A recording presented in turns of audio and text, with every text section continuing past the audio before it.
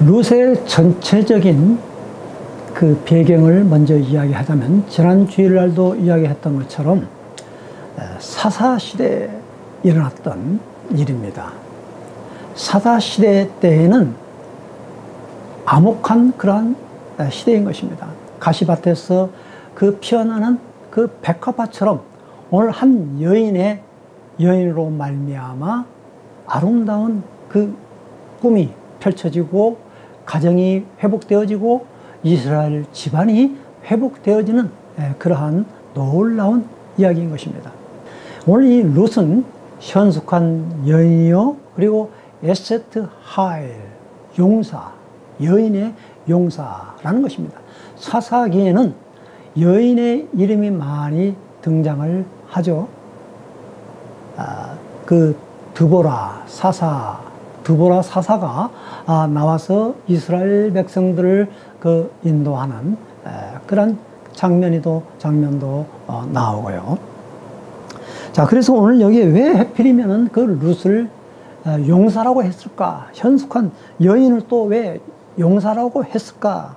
오늘 여기 말씀을 통해서 같이 은혜를 나누고자 하는 것입니다.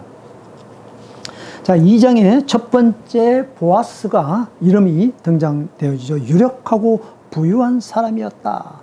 자, 그거 밭에서 이제 룻이 이삭을 주러 가게 되어졌던 것입니다. 그 보아스 밭에서 이삭을 줍는 그 모습이 참 어떻게 보면 인생의 가장 밑바닥에서 가난한 위치에서 그 일을 시작하는 그 룻의 모습을 볼 수가 있었던 것입니다. 자, 수많은 그 밭이 있는데 우연히 룻은 보아스의 밭에 이르게 되어졌고, 그 밭에서 하나하나에 떨어진 이삭을 줍는 그러한 과정에서 또 마침 보아스가 그곳에 당도하게 되어졌던 것입니다. 그래서 룻과 보아스는 첫 번째 만남이 밭에서 이삭 줍는 그러한 과정에서 이루어지게 되어졌는데, 보아스는 그 룻을 보았을 때 그 자기의 젊은 종들에게 물었습니다. 저기서 열심히 일하고 있는 그 젊은 소녀가 누구이냐라고 말했을 때, 그 젊은 종들은 자기의 주인 보아스에게 아침서부터 지금까지 쉬지 않냐고, 얼마나 참 열심히 일하는지 모르겠습니다 라고 그렇게 이야기를 합니다. 그리고 또 덧붙여서 그 사람은 모함 여인이었습니다. 이방 땅에서 온 그러한 모함 여인이었고 또 과부였습니다. 얼마나 참 불쌍한 처지에 있는 상황인 것을 말하고 있는 것이죠. 그때 보아스는 룻을 초청해서 이제 정식으로 대화를 나누게 되어집니다. 내 딸아 들으시오 라고 이렇게 친근한 언어로 사용을 하죠. 그것이 바로 그 2장 6절에서부터 7절까지는 그 종이 말을 했고요. 그 다음에 8절에서부터 9절에 보면 보아스가 룻에게 말했는데, 내 딸이여 들으시오. 이제부터는 다른 밭으로 이삭을 주러 가지 말고 여기 이 밭에 있으시오. 이 밭에서 이삭을 주라고 그렇게 말을 합니다. 그리고 안전도 보장해주고, 그리고 물도 마음껏 마실 수 있도록 그렇게 혜택을 줍니다. 레위기서 19장 9절에서 10절에 보면은 율법으로 하나님께서 명령으로 이렇게 말을 하고 있는 것입니다.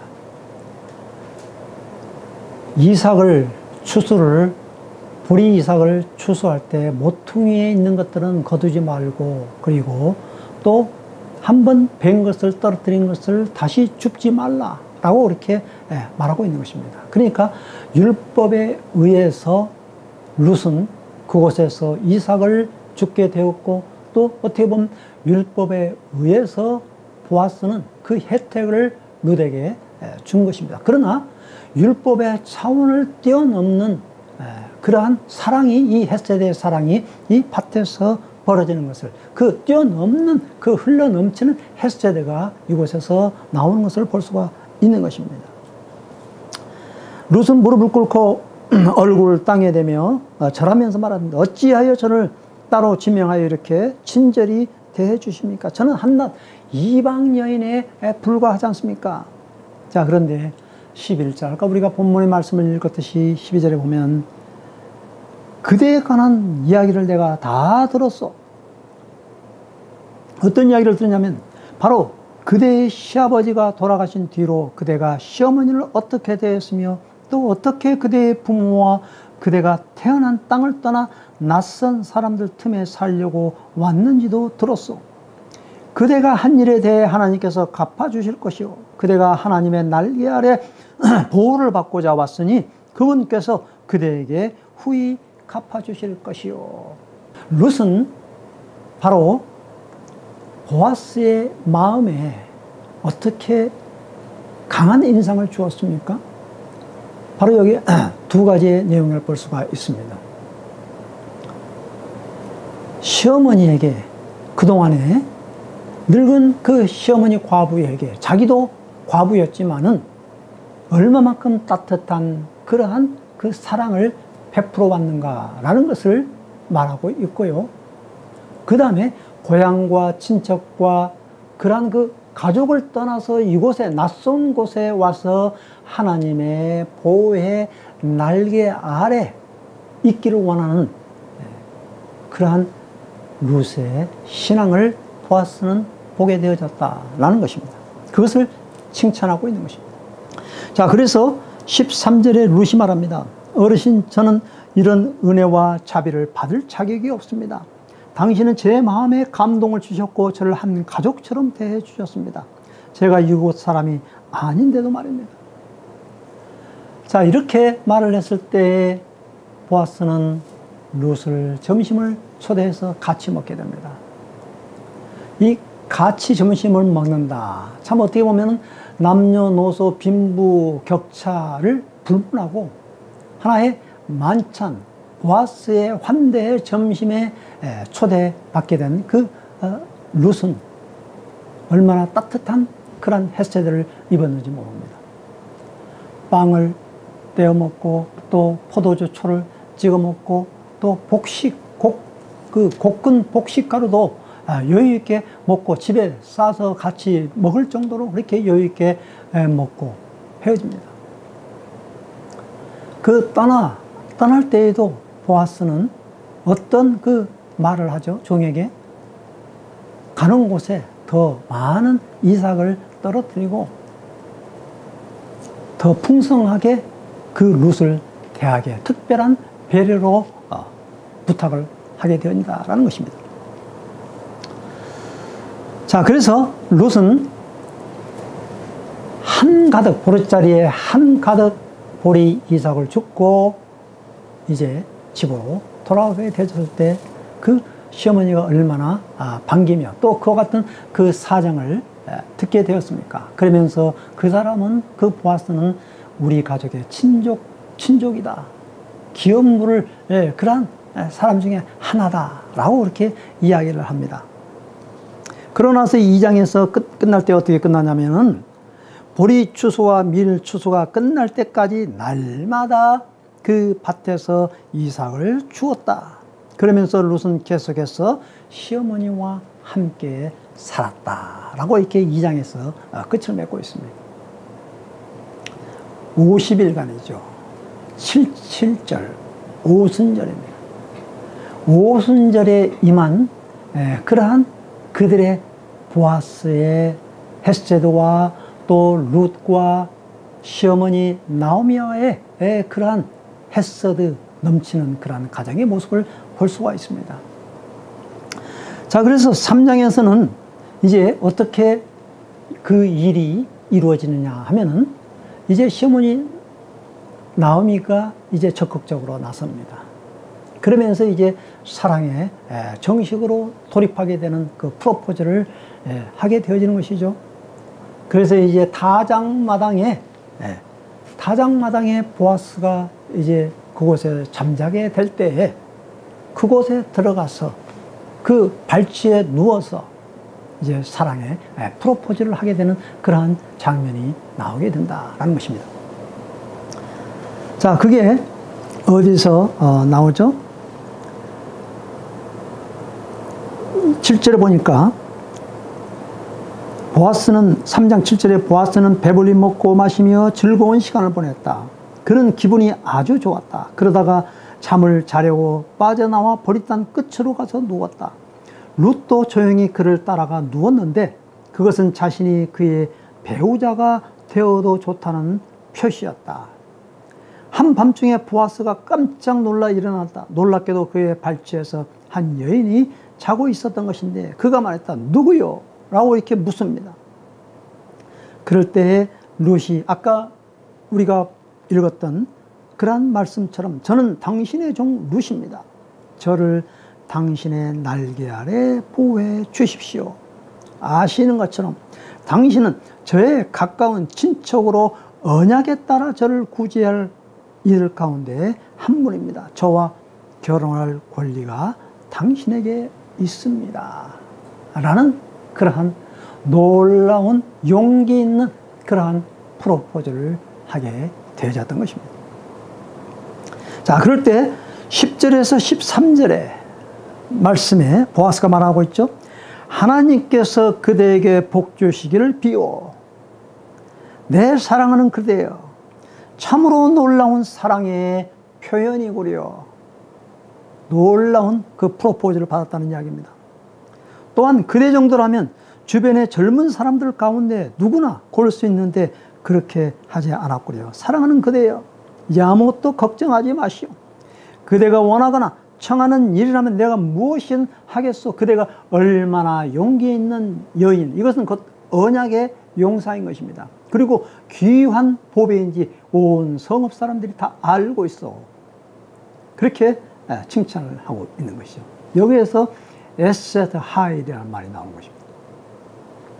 자, 그러고 나서 이제 그 권리와 책임, 그걸 고엘이라고 부르는데요.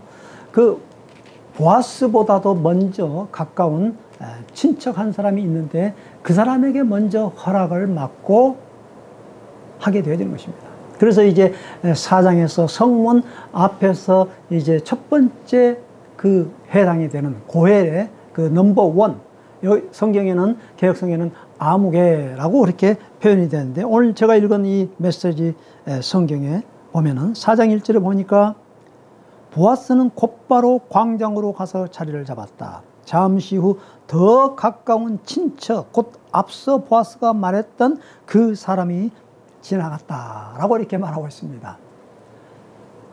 참 이름도 없는 그러한 사람에게 이제 여차여차 해서 이와 같이 기업을 물을 수 있겠느냐.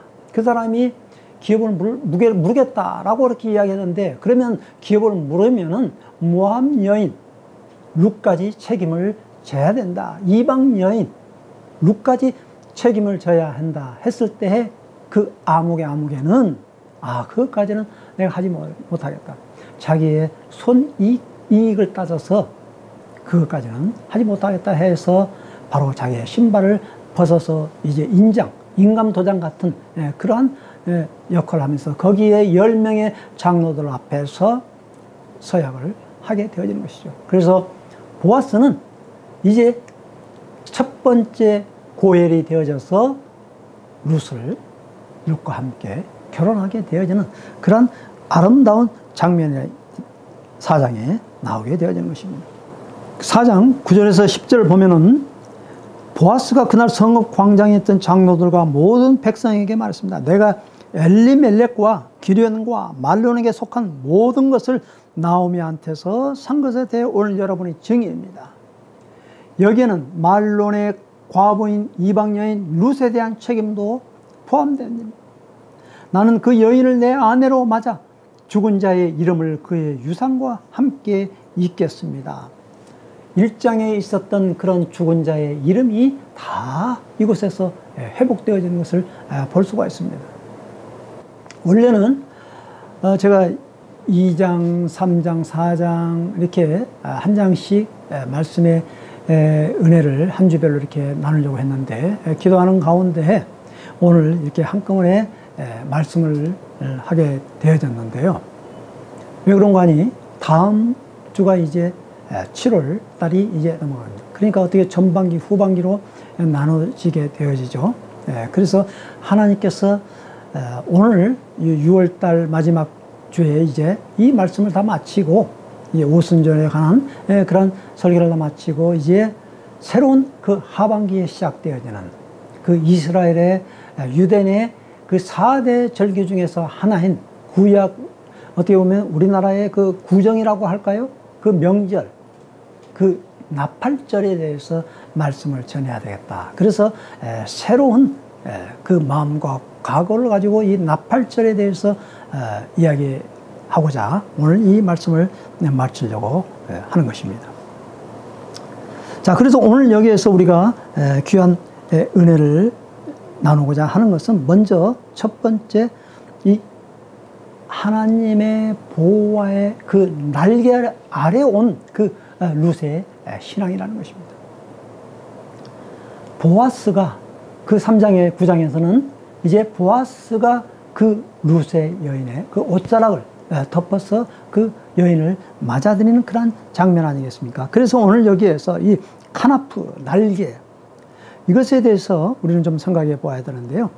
시편 17편 8절에도 눈동자같이 지키시고 주의 날개 그늘 아래 우리를 감춘다고 했습니다. 그리고 출애굽기 19장 4절에도 보면 이스라엘 백성들을 어떻게 그 출애굽을 하게 되었는가. 독수리 날개에 태워서 데려왔다라고 이렇게 비유를 하고 있는 것입니다. 시편 36편 7절에도 보면 주님의 날개 아래 피한다라고 이렇게 말씀을 하고 있습니다. 시편 91편 1절에서 2절, 제가 참 좋아하는 그 구절인데요. 그 지존자의 은밀한 곳에 거하는 자, 그리고 전능자의 그늘 아래 거하는 자여 라고 이렇게 말씀하고 있습니다. 이것은 무슨 의미입니까? 마치 그 암탉이 새끼를 그 품는 것처럼 말이죠. 우리를 이렇게 보호하신다라는 겁니다. 그러니까 우리는 예수 그리스도의 그 신랑 되신 예수 그리스도의 신부로서 우리는 주님의 날개 아래 보호를 받는 자라는 것입니다. 그리고 3장에서 말한 그 룻이 보아스에게 프로포즈하는 그런 그 장면도 어떻게 나아가죠? 꼬재질하는 그러한 그 이삭 줍는 그러한 모습으로 나아가는 것이 아니라 신랑 대신 예수 그리스도 앞에 정식으로 나아가게 될 때는 어떻게 나갑니까? 목욕을 하고 그리고 향수를 뿌리고 그리고 새 옷으로 갈아입는 이러한 그 모습, 얼마나 참 아름다운 모습입니까? 마치 결혼을 앞두고 신랑 신부가 그 대기할 때 그 신부가 그 화장을 하고 단장하는 그러한 모습, 이것이 바로 신부의 모습이라는 것입니다. 얼마나 아름다운 그 모습입니까? 우리는 예수 그리스도의 십자가의 피로 말미암아 죄의 용서함 받고 세례를 받고 그리고 참 그 향수를 뿌린다. 이것은 어떻게 보면 매일매일마다 우리가 기도하면서 우리의 기도가 향연으로 올라간다라는 것입니다. 새 옷, 예수 그리스도로 옷 입는 것이죠. 신부의 옷이죠. 바로 이 성령의 열매로 우리가 치장을 한다라는 것을 우리는 말하고 있는 것입니다. 그래서 오늘 여기에 이 총정리를 하자면 우연한 만남이 아니라 바로 하나님의 섭리 가운데 룻과 보아스의 아름다운 만남이 이루어지게 되어지는 것이고, 바로 이 고엘, 우리의 고엘은 누구인가라는 것입니다. 바로 우리의 모든 것을 책임져 주시는, 환난에서 건져내는 그러한 사람, 기업 물을 사람, 이것이 바로 고엘 아니겠습니까? 바로 예수 그리스도만이 우리의 유일한 대속자이시고 구세주이시라는 것을 우리는 깨닫고, 참으로 안식할 곳이 어디인가? 바로 나오미가 며느리 룻에게 안식할 곳을 이제 찾아야 되겠다라는 그런 마음에서 어떻게 보면 중매자의 입장으로 나서는 것 아니겠습니까? 그것은 곧 가정을 이룬다라는 것입니다. 가정이 그래서 얼마나 중요하다는 것을 말하고 있는 것이죠. 이 가정이 안식할 가정이 되어야 된다라는 이야기죠. 가정이 없는 사람은 우리가 무엇이라고 말합니까? 참으로 안타깝죠. 외롭고 홀로 된 사람 아니겠습니까? 그래서 가정, 안식할 곳을 바로 이 보아스의 옷자락을 통해서 생명의 온기를 느낄 수 있도록 룻을 바로 붙여주는 그러한 나오미의 그 모습을 우리는 여기서 찾아볼 수가 있다는 것입니다. 나오미는 어떻게 보면 봉양자로서 받는 그런 입장이었지만, 그러나 이제는 그 보아스와 룻의 결혼을 통해서 오벳이 태어났죠. 그 오벳이 태어남으로 인해서 이제는 그 양육자가 되어지는 그러한 모습을 볼 수 있다라는 것입니다. 아기의 이름을 말이죠. 뭐라고 했죠? 제일 처음에는 나오미의 아기라고 불렀다라는 것입니다. 나오미의 아기, 원래 그 이름이 말이에요. 오벳이. 네, 그러나 그 진짜 이름은 오벳, 섬기는 사람이었다라는 겁니다. 그러니까 누리는 자가 아니라 바로 이 섬기는 자로서 오벳을 그렇게 말했다라는 겁니다. 이 오벳이 바로 이 다윗의 이제 계보를 계속 있게 만들지 않습니까? 오벳의 그 뜻이 섬기는 자였다는 겁니다. 섬기는 자. 그러니까 이 나오미를 봉양하게 되죠. 그러니까 나오미는 아기를 꼭 껴안고 다정히 속삭였다고 그러는데 뭐라고 속삭였겠습니까? 얼마나 참 지극정성으로 돌봤겠습니까? 그러면서 언약에 대해서 설명을 해주고 바로 이 어머니의 역할을 나오미가 하게 되어졌고, 그 오벳이 바로 이새의 아버지고 다윗의 할아버지가 되었는데, 이 오벳이 또 섬기는 자로서 나오미를 섬기고 자기의 어머니를 섬기고 하는 그런 섬기는 자로서 이 오벳이 태어나게 되었다라는 것입니다. 그의 삶도 아마 섬기는 자의 그러한 삶이 되어졌던 것이죠. 그 뜻 자체로 말이죠. 이것은 곧 오실 메시아를 말하고 있는 것이죠. 그리스도께서는 이 땅에 오신 것은 자기 자신을 섬기는 자로서 많은 사람의 대속물로 주기 위하여서 그렇게 오셨다고 말하고 있는 겁니다. 섬기는 자인 것입니다. 이 룻 전체 이야기를 보면서 이 헤세드적인 그러한 삶, 이것이 무엇인가라는 것입니다. 헤세드적인 그러한 삶이, 이것은 곧 평범한 일상적인 그러한 삶, 보리 줍는 그러한 삶 속에서 이루어졌다라는 이야기인 것입니다. 우리는 하루하루를 나에게 주어진 그러한 그 일터 현장에서 바로 귀한 만남이 이루어지게 되어진다는 것입니다. 매일매일 성경 읽는 가운데에 우리는 성령의 충만함을 덧입을 수가 있는 것입니다. 매일매일 짧은 그러한 기도이지만은 그 기도 속에서 헤세드를 우리는 하나하나 느끼게 되어지고 그 사랑의 헤세드를 우리는 주워 담을 수 있다라는 그 이야기인 것입니다.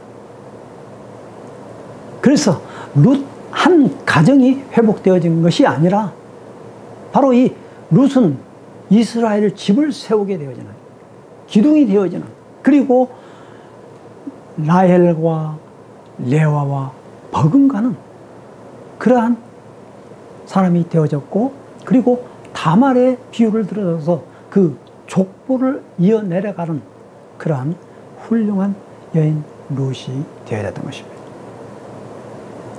이 오순절 기간에 이제 마치는 이 기간에 초여름, 여름이 시작된 이 날에 룻기를 마치면서 정말 예수 그리스도와 사랑에 빠지는 우리 모두가 되어져서 이삭을 주우면서 남편을 죽고 이삭을 주우면서 하나님의 말씀에 은혜를 죽고 사랑을 죽고 정말 감격하고 하나님의 능력 속에 흠뻑 젖어서 이제는 나팔절을 기대하면서 하나님의 나라를 사모하며 나아가는 우리 모두가 되어주시기를 간절히 주님의 이름으로 기원하겠습니다.